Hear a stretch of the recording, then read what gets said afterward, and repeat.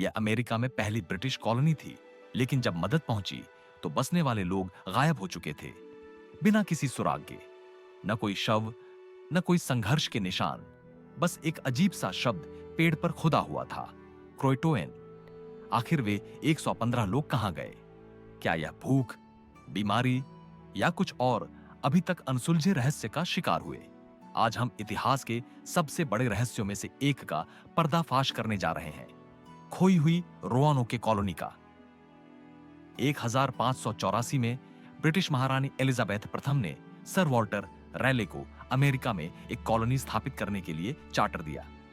इस मिशन का मकसद ब्रिटेन को स्पेन के खिलाफ मजबूत करना था। पहले 2 प्रयास असफल रहे, लेकिन 1587 में जॉन वाइट के नेतृत्व में एक तीसरी कोशिश हुई। वह अपने 115 लोगों के साथ रोआनोके द्वीप पर पहुंचे, जो आज के नॉर्थ कैरोलिना के तट के पास स्थित है। लेकिन शुरू से ही इस कॉलोनी को कठिनाइयों का सामना करना पड़ा।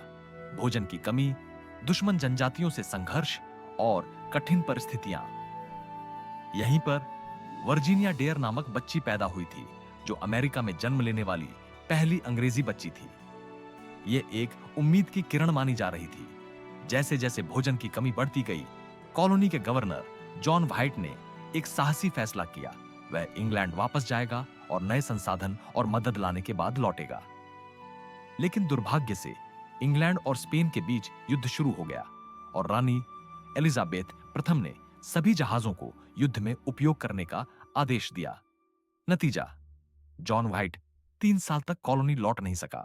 जब वह 1590 में वापस आया तो उसे जो मिला वह चौंकाने वाला था। कॉलोनी पूरी तरह खाली थी। न तो कोई संघर्ष के निशान थे और न ही किसी के शव। बस एक शब्द पेड़ पर लिखा था, CROA2ON।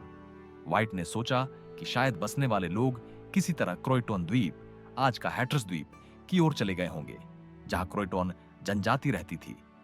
लेकिन खराब मौसम की वजह से वह वहां कभी नहीं जा सका। आइए देखते हैं 5 प्रमुख सिद्धांत।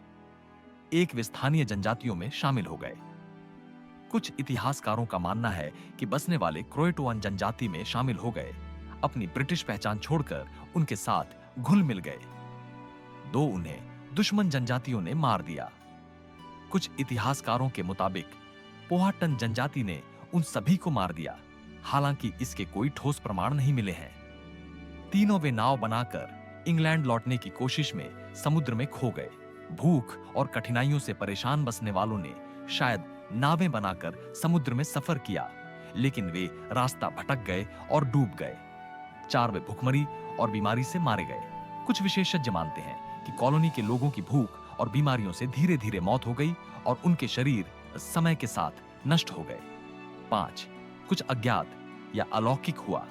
कुछ लोग मानते हैं कि रोआनोके कॉलोनी पर कोई शाप, जादू टोना या किसी रहस्यमय ताकत का प्रभाव पड़ा, जिसने उन्हें गायब कर दिया। आज भी इस रहस्य का कोई पक्का जवाब नहीं मिला है।